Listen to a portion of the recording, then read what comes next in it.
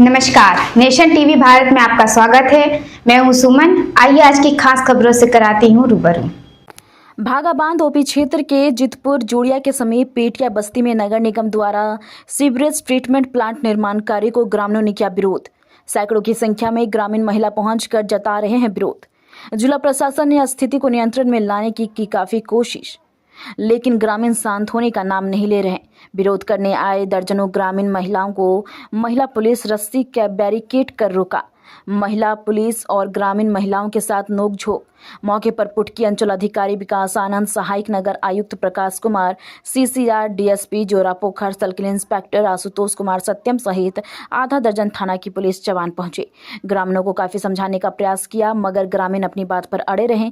जान दे देंगे मगर जमीन नहीं देंगे। स्थिति बिगड़ता देख भारी संख्या में पुलिस बल तैनात।